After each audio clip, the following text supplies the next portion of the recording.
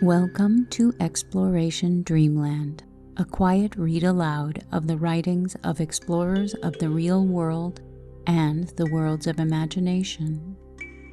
Drop anchor, relax into your comfortable bunk, and drift off to Dreamland with us as we read Storm Over Warlock by Andre Norton. If you would like to stay in touch between episodes, you can follow us on Instagram and Twitter at Exploration Dreamland. If you would like to recommend a text, please email us at explorationdreamland, all one word, @gmail.com. The first season of this podcast is dedicated to the memory of my friend, Ed Sears. He was a runner, coach, science enthusiast, and science fiction aficionado who was often gently encouraging of my crazy ideas.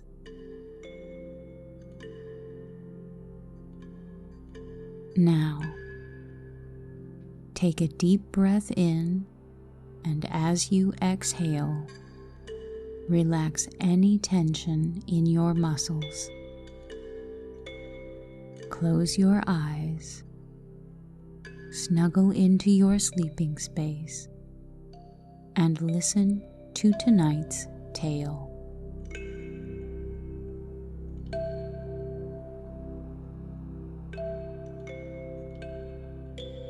Storm Over Warlock by Andre Norton, originally published in 1960. Chapter 3, To Close Ranks. Shan made his way at an angle to avoid the smoking pit cradling the wreckage of the Terran ship. There were no signs of life about the Throg plate as he approached. A quarter of its bulk was telescoped back into the rest, and surely none of the aliens could have survived such a smash, tough as they were reputed to be with those horny carapaces serving them in place of more vulnerable human skin. He sniffed. There was a nauseous odor heavy on the morning air, one which would make a lasting impression on any human nose. The port door in the black ship stood open, perhaps having burst in the impact against the cliff. Shan had almost reached it when a crackle of chain lightning beat across the ground before him, turning the edge of the buckled entrance panel red. Shan dropped to the ground, drawing his stunner, knowing at the same moment that such a weapon was about as much use in meeting a blaster as a straw wand would be to ward off a blazing coal. A chill numbness held him as he waited for a second blast to char the flesh between his shoulders. So there had been a Throg survivor, after all. But as moments passed, and the Throg did not move in to make an easy kill, Shan collected his wits. Only one shot. Was the beetle injured, unable to make sure of even an almost defenseless prey? The Throg seldom took prisoners. When they did... The Terran's lips tightened. He worked his hand under his prone body, feeling for the hilt of his knife. With that, he could speedily remove himself from the status of Throg prisoner, and he would do it gladly if there was no hope of escape. Had there been only one charge left in that blaster? Shan could make half a dozen guesses as to why the other had made no move, but that shot had come from behind him, and he dared not turn his head or otherwise make an effort to see what the other might be doing. Was it only his imagination, or had that stench grown stronger during the last few seconds? Could the Throg be creeping up on him? Shan strained his ears, trying to catch some sound he could interpret. The few clack-clacks that had survived the blast about the ship were shrieking overhead, and Shan made one attempt at counterattack. He whistled the wolverine's call. The pair had not been too willing to follow him down into this valley, and they had avoided the crater at a very wide circle. but if they would obey him now, he just might have a chance. There, that had been a sound, and the smell was stronger. The throg must be coming to him. Again Shan whistled, holding in his mind his hatred for the beetlehead, the need for finishing off that alien. If the animals could pick either thoughts or emotions out of their human companion, this was the time for him to get those unspoken half-orders across. Shan slammed his hand hard against the ground, sent his body rolling, his stunner up and ready. And now he could see that grotesque thing, swaying weakly back and forth on its thin legs, yet holding a blaster, bringing that weapon up to center it on him. The throg was hunched over, and perhaps to Taggy presented the outline of some 4-footed creature to be hunted, for the wolverine male sprang for the horn-shelled shoulders. Under that impact, the throg sagged forward, but Taggy, outraged at the nature of creature he had attacked, squalled and retreated. Shan had had his precious seconds of distraction. He fired, the core of the stun beam striking full into the flat dish of the alien's face. That bolt, which would have shocked a mammal into insensibility, only slowed the throg. Shan rolled again, gaining a temporary cover behind the wrecked ship. He squirmed under metal hot enough to scorch his jacket, and saw the reflection of a second blaster shot which had been fired seconds late. Now the throg had him tied down, but to get at the Terran, the alien would have to show himself, and Shan had 1 chance in 50, which was better than that of 3 minutes ago, when the odds had been set at 1 in 100. He knew that he could not press the wolverines in again. Taggy's distaste was too manifest. Shan had been lucky that the animal had made 1 abortive attack. Perhaps the Terran's escape and Taggy's action had made the alien reckless. Shan had no clue to the thinking processes of the non-human, but now the throg staggered across the end of the plate, his digits, which were closer to claws than fingers, fumbling with his weapon. The Terran snapped another shot from his stunner, hoping to slow the enemy down. But he was trapped. If he turned to climb the cliff at his back, the beetlehead could easily pick him off. A rock hurtled from the heights above, striking with deadly accuracy on the domed, hairless head of the throg. His armored body crashed forward, struck against the ship, and rebounded to the ground. Shan darted forward to seize the blaster, kicking loose the claws which still grasped it, before he flattened back to the cliff, the strange weapon over his arm, his heart beating wildly. That rock had not bounded down the mountainside by chance. It had been hurled with intent and aimed carefully at its target. And no throg would kill one of his fellows. Or would he?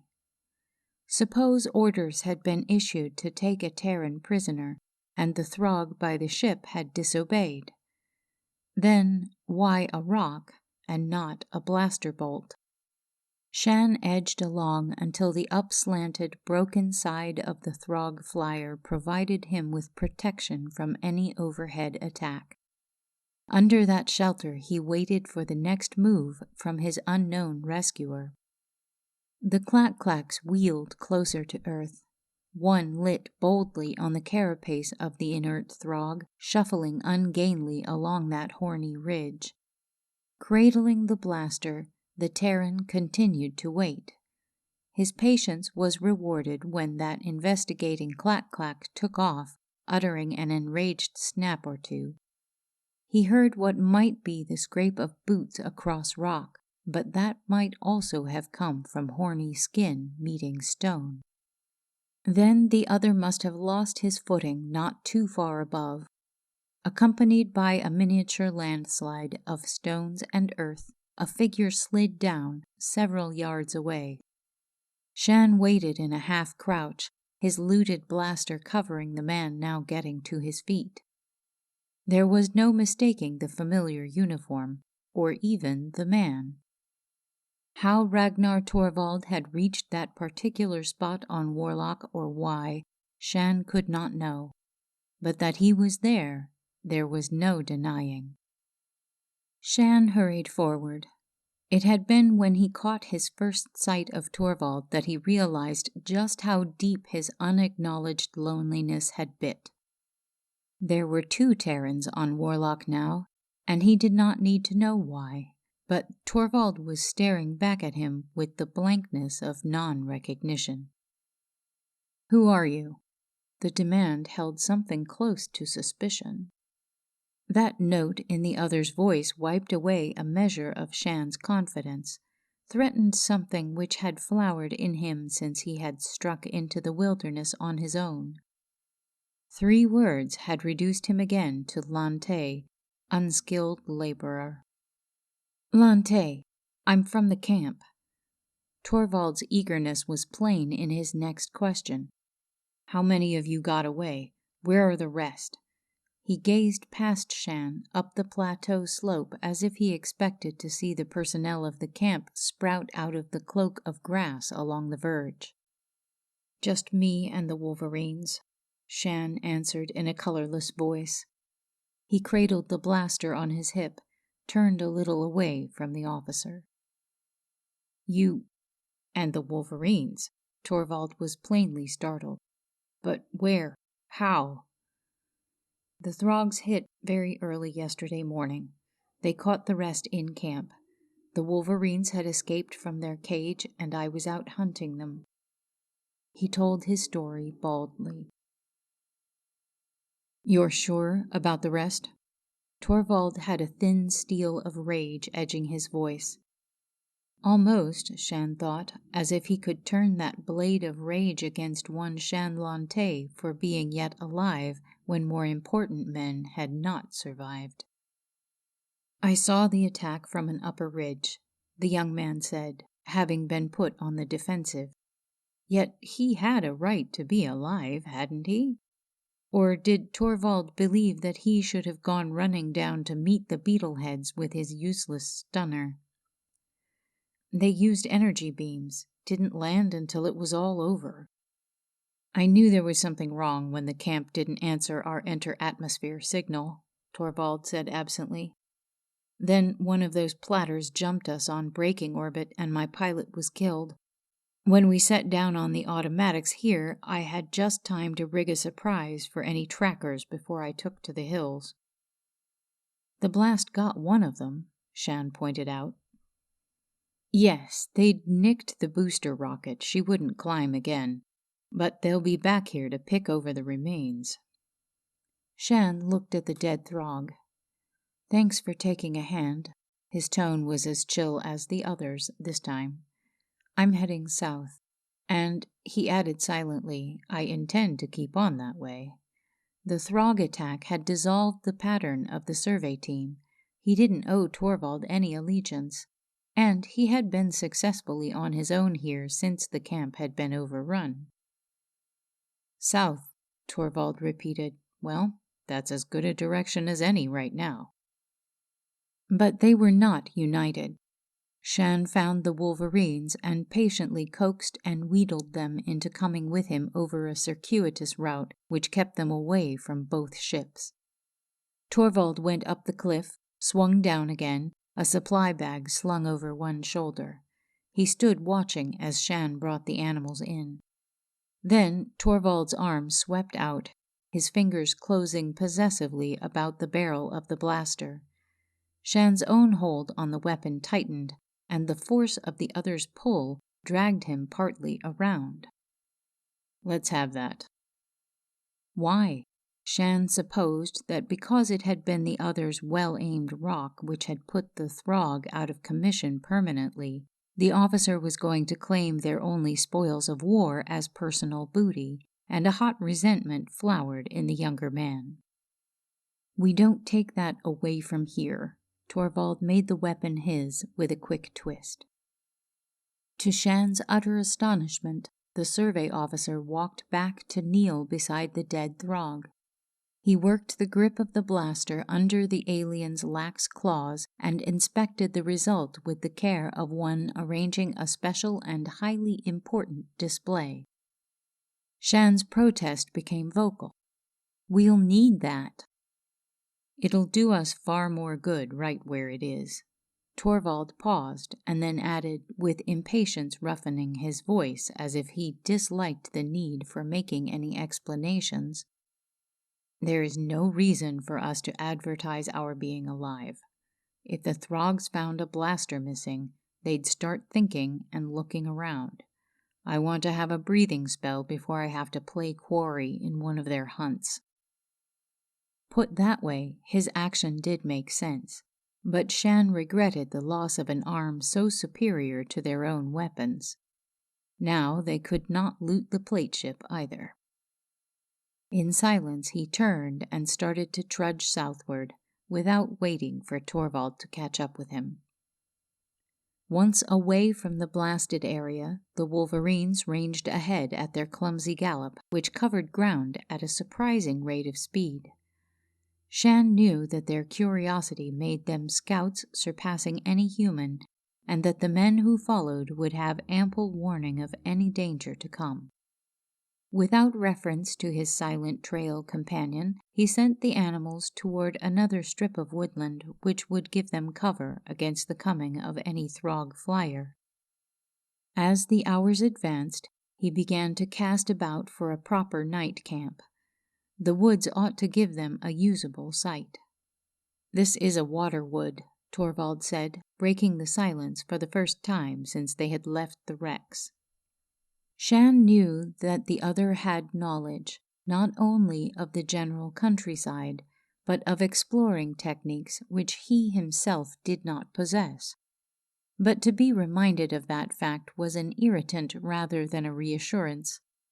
Without answering, the younger man bored on to locate the water promised. The Wolverines found the small lake first and were splashing along its shore when the Terrans caught up. Torvald went to work, but to Shan's surprise, he did not unstrap the force-blade axe at his belt. Bending over a sapling, he pounded away with a stone at the green wood a few inches above the root line until he was able to break through the slender trunk. Shan drew his own knife and bent to tackle another treelet when Torvald stopped him with an order. "Use a stone on that, the way I did." Shan could see no reason for such a laborious process. If Torvald did not want to use his axe, that was no reason that Shan could not put his heavy belt knife to work. He hesitated, ready to set the blade to the outer bark of the tree. "Look." Again that impatient edge in the officer's tone, the need for explanation seeming to come very hard to the other. "Sooner or later, the Throgs might just trace us here and find this camp. If so, they are not going to discover any traces to label us Terran." "But who else would we be?" protested Shan. "There is no native race on Warlock." Torvald tossed his improvised stone axe from hand to hand. "But do the Throgs know that?" The implications, the possibilities in that idea struck home to Shan.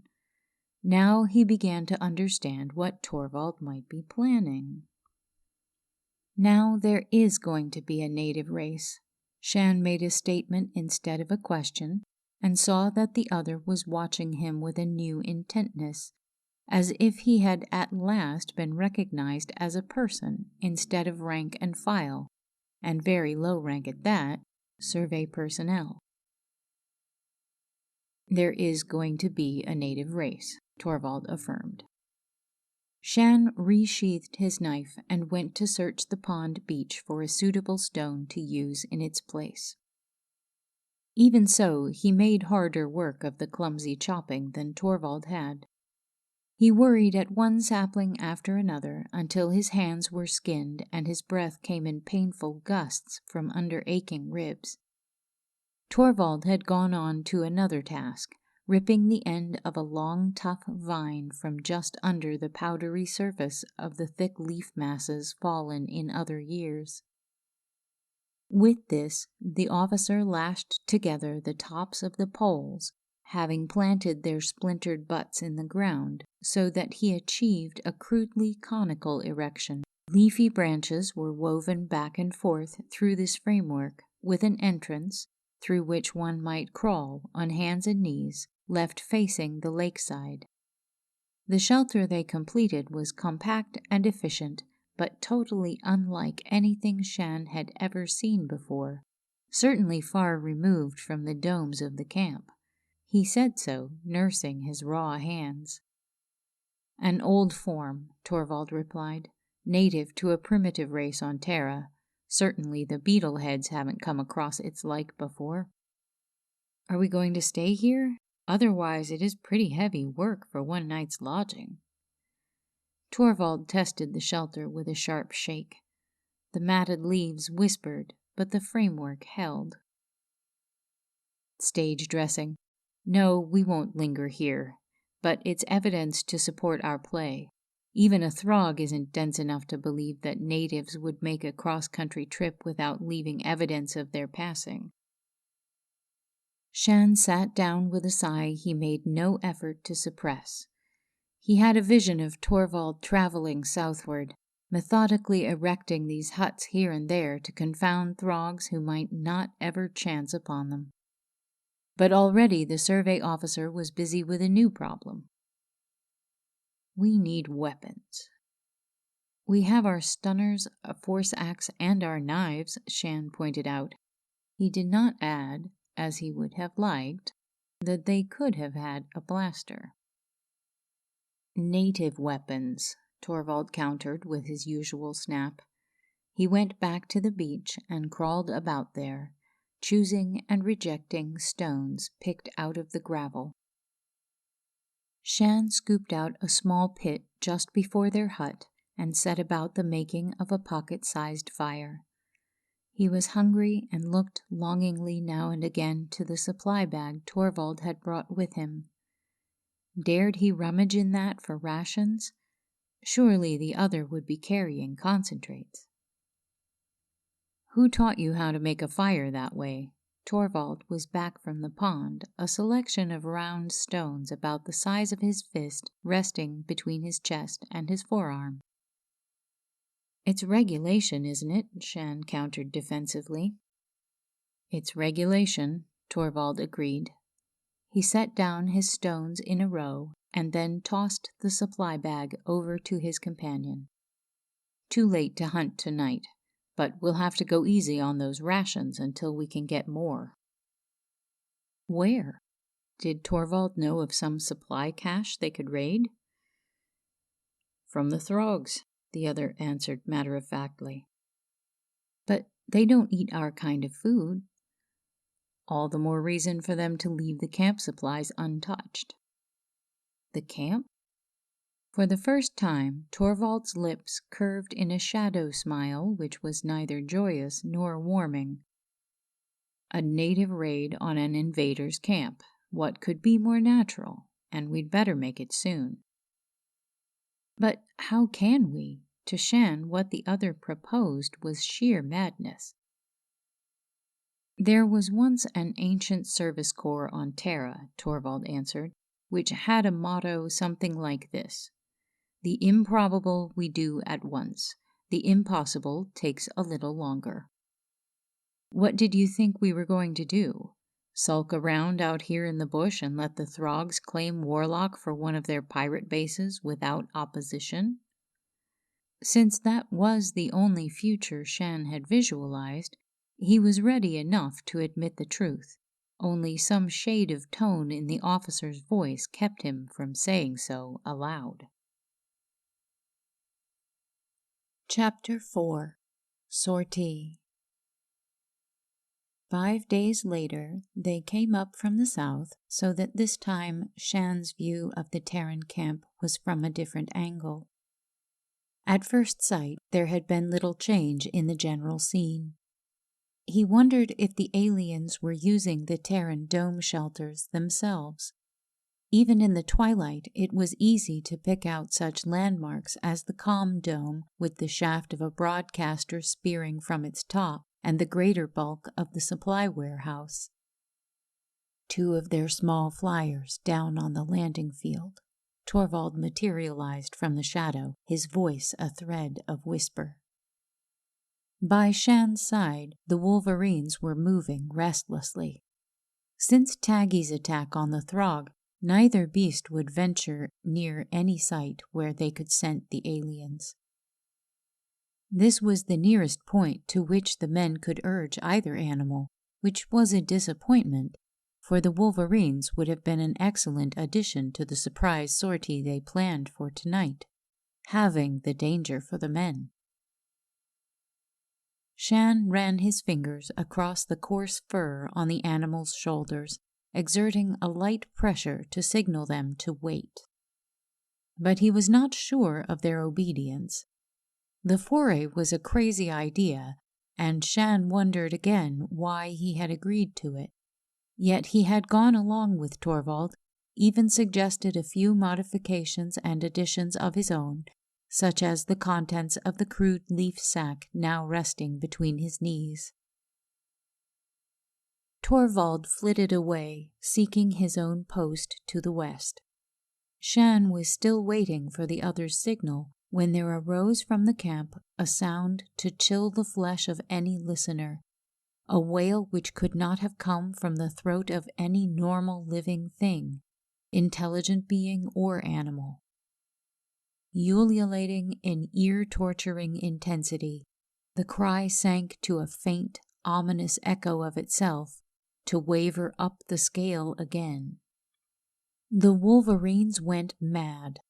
Shan had witnessed their quick kills in the wilds, but this stark ferocity of spitting, howling rage was new. They answered that challenge from the camp, streaking out from under his hands. Yet both animals skidded to a stop before they passed the first dome and were lost in the gloom. A spark glowed for an instant to his right. Torvald was ready to go, so Shan had no time to try and recall the animals. He fumbled for those balls of soaked moss in his leaf bag. The chemical smell from them blotted out that alien mustiness which the wind brought from the campsite. Shan readied the first sopping mess in his sling, snapped his fire sparker at it, and had the ball a whirl for a toss almost in one continuous movement. The moss burst into fire as it curved out and fell. To a witness, it might have seemed that the missile materialized out of the air, the effect being better than Shan had hoped. A second ball for the sling. Spark, out, down. The first had smashed on the ground near the dome of the comm station, the force of impact flattening it into a round splatter of now fiercely burning material. And his second, carefully aimed, lit 2 feet beyond. Another wail tearing at the nerves. Shan made a third throw, a fourth. He had an audience now. In the light of those pools of fire, the Throgs were scuttling back and forth, their hunched bodies casting weird shadows on the dome walls. They were making efforts to douse the fires, but Shan knew from careful experimentation that once ignited, the stuff he had skimmed from the lip of one of the hot springs would go on burning as long as a fraction of its viscid substance remained unconsumed. Now Torvald had gone into action. A Throg suddenly halted, struggled frantically, and toppled over into the edge of a fire splotch, legs looped together by the coils of the curious weapon Torvald had put together on their first night of partnership. 3 round stones of comparable weight had each been fastened at the end of a vine cord, and those cords united at a center point. Torvald had demonstrated the effectiveness of his creation by bringing down one of the small deer of the grasslands, an animal normally fleet enough to feel safe from both human and animal pursuit. and those weighted ropes now trapped the throg with the same efficiency. Having shot his last fireball, Shan ran swiftly to take up a new position, downgrade and to the east of the domes. Here he put into action another of the primitive weapons Torvald had devised, a spear hurled with a throwing stick, giving it double range and twice as forceful penetration power.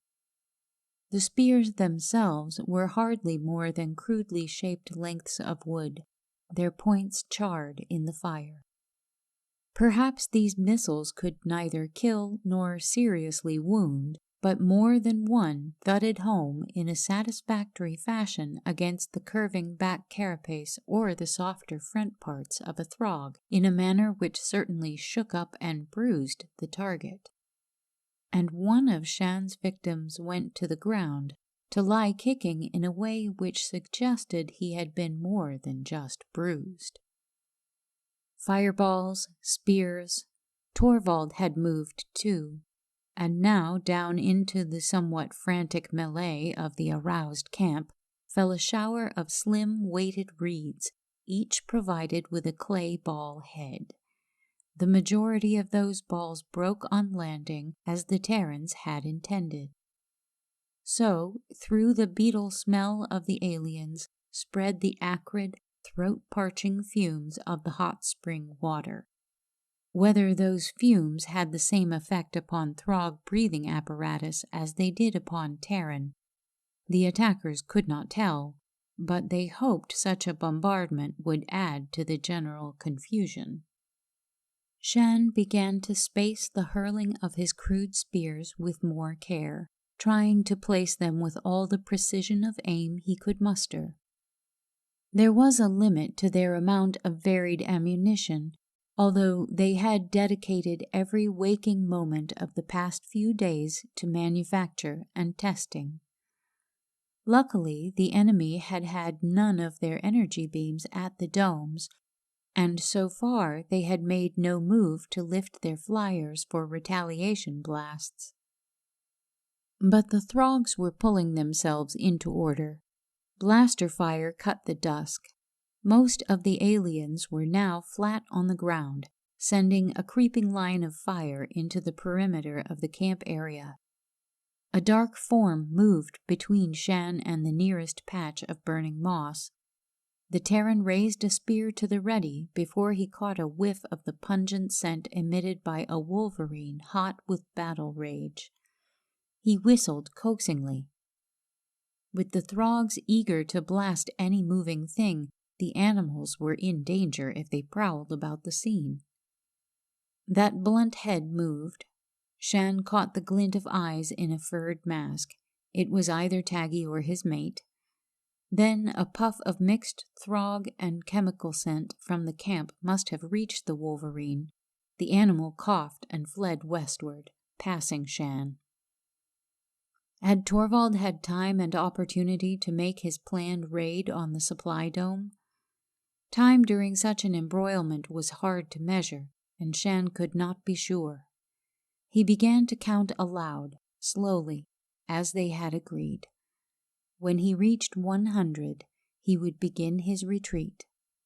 On 200, he was to run for it, his goal, the river a half-mile from the camp.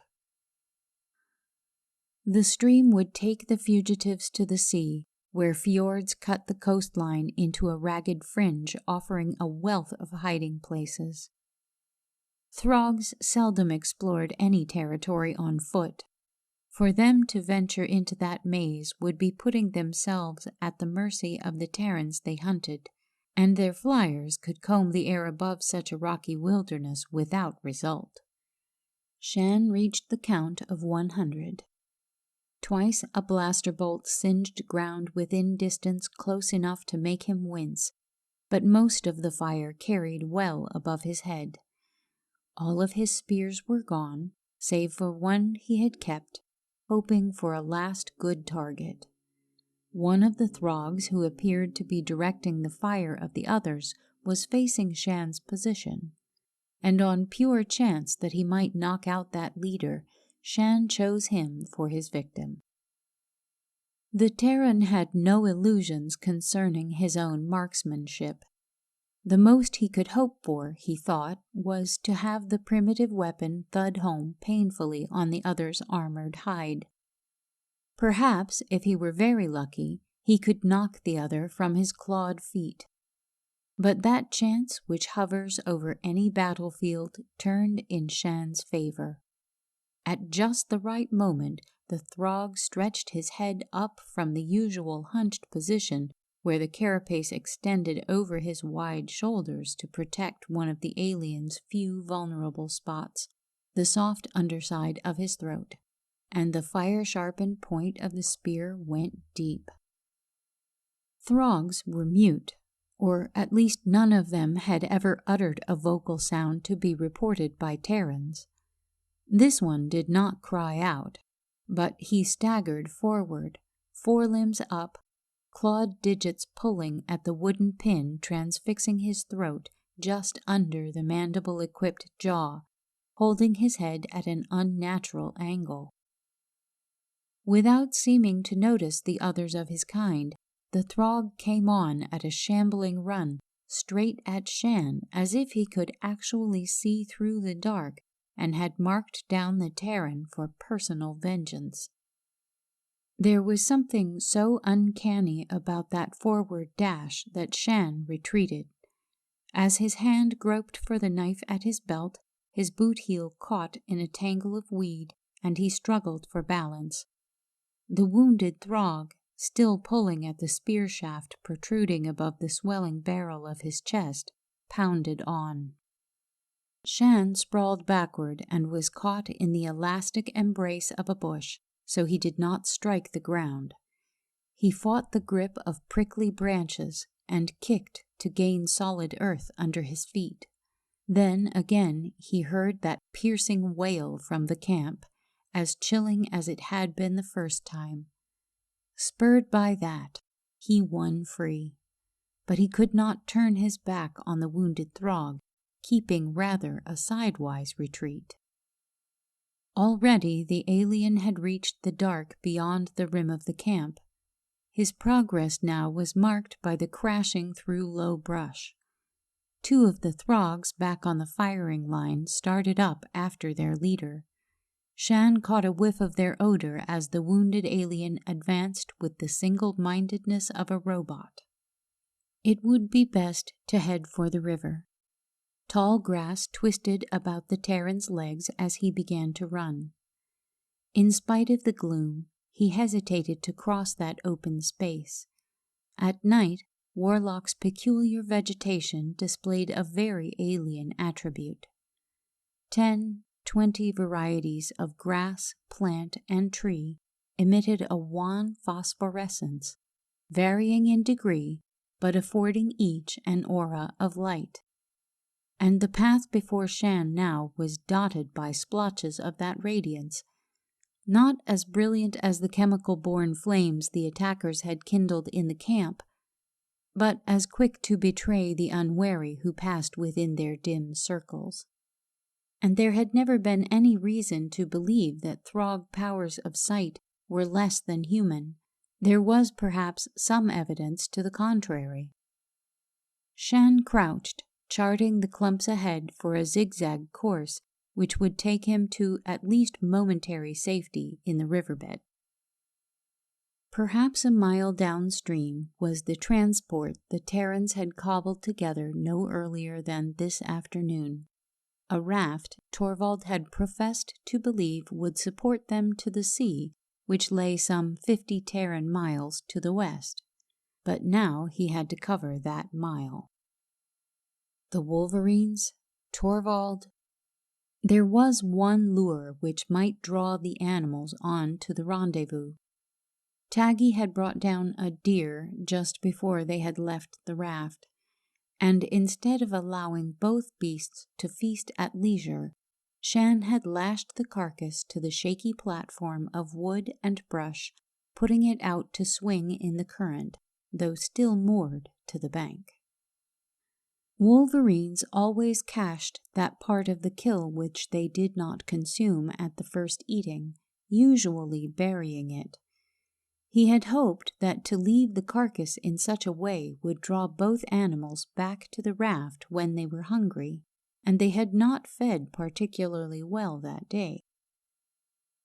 Torvald? Well, the survey officer had made it very plain during the past 5 days of what Jeanne had come to look upon as an uneasy partnership, that he considered himself far abler to manage in the field, while he had grave doubts of Jeanne's efficiency in the direction of survival potential. The Terran started along the pattern of retreat he had laid out to the riverbed. His heart pounded as he ran, not because of the physical effort he was expending, but because again from the camp had come that blood-freezing howl. A lighter line marked the lip of the cut in which the stream was set, something he had not foreseen. He threw himself down to crawl the last few feet, hugging the earth. That very pale luminescence was easily accounted for by what lay below. Jeanne licked his lips and tasted the sting of sap smeared on his face during his struggle with the bushes. While the strip of meadow behind him now had been spotted with light plants, the cut below showed an almost solid line of them stringing willow-wise along the water's edge. To go down at this point was simply to spotlight his presence for any throg on his trail. He could only continue along the upper bank, hoping to finally find an end to the growth of luminescent vegetation below. Jeanne was perhaps 5 yards from the point where he had come to the river, when a commotion behind made him freeze and turn his head cautiously. The camp was half hidden, and the fires there must be dying, but a twisted, struggling mass was rolling across the meadow in his general direction. Torvald fighting off an attack? The wolverines? Jeanne drew his legs under him, ready to erupt into a counter-offensive. He hesitated between drawing stunner or knife.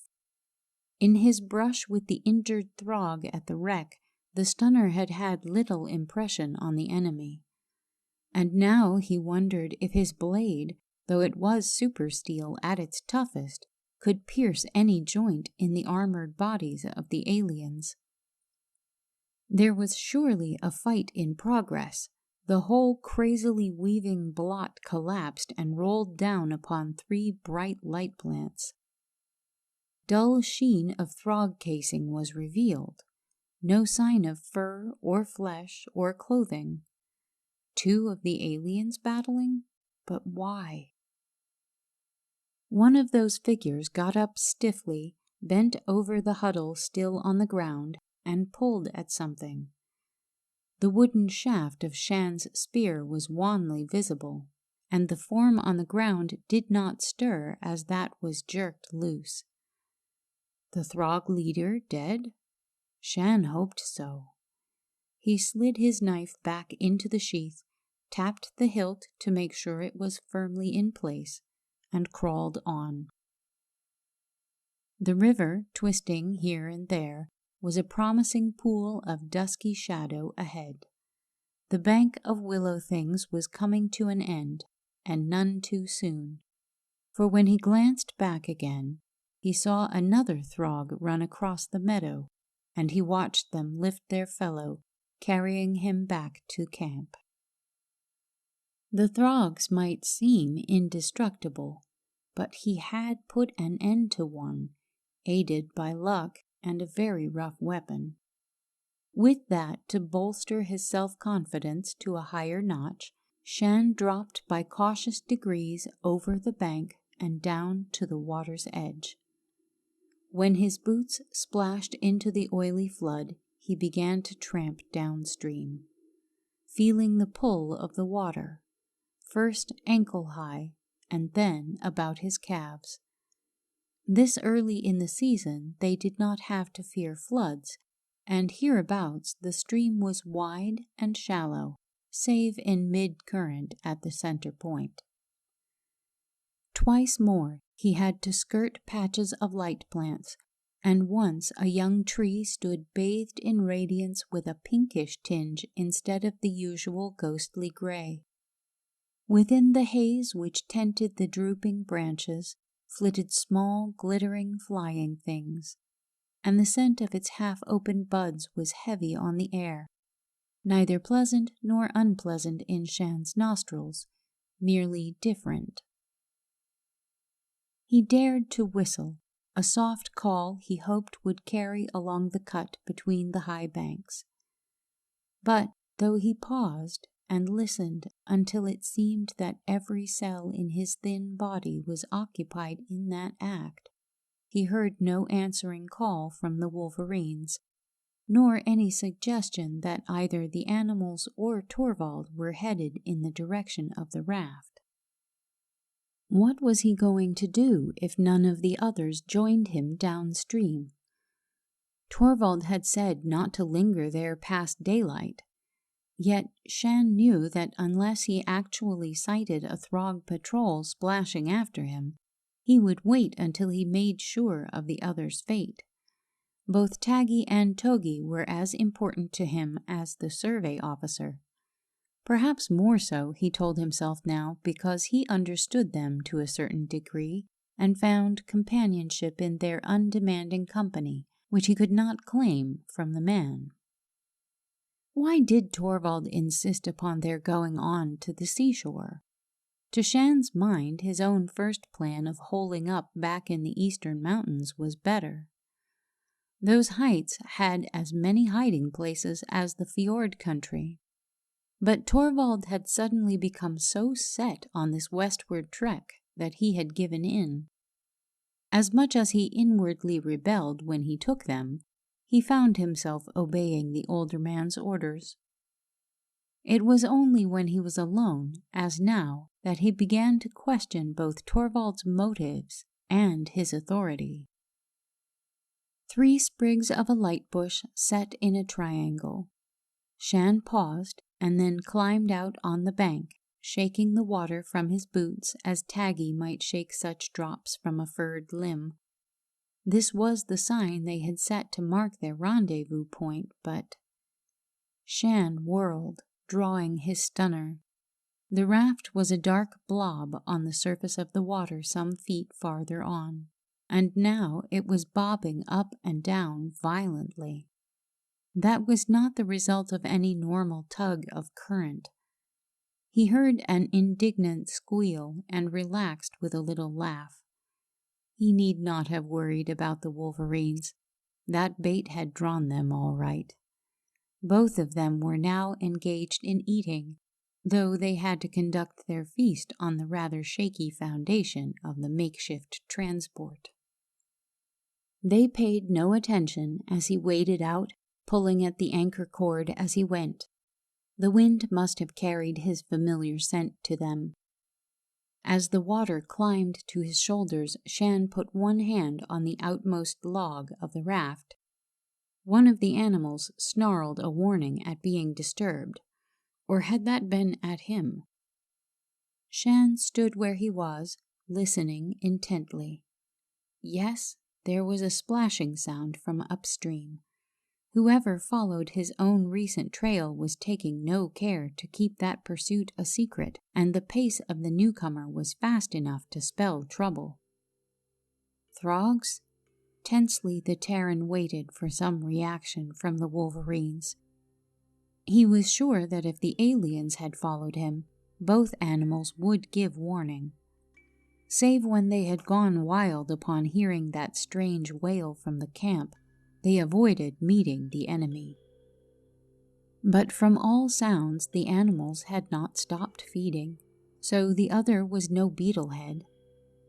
On the other hand, why would Torvald so advertise his coming, unless the need for speed was greater than caution? Shan drew taut the mooring cord, bringing out his knife to saw through that tough length. A figure passed the 3-sprig signal, ran onto the raft. "Lante," the call came in a hoarse, demanding whisper. "Here." Cut loose. We have to get out of here. Torvald flung himself forward, and together the men scrambled up on the raft. The mangled carcass plunged into the water, dislodged by their efforts. But before the wolverines could follow it, the mooring vine snapped, and the river current took them. Feeling the raft sway and begin to spin, the wolverines whined, crouched in the middle of what now seemed a very frail craft. Behind them, far away but too clear, sounded that eerie howling, topping the sigh of the night wind. "I saw," Torvald gasped, pausing as if to catch full lungfuls of air to back his words. "They have a hound, that's what you hear."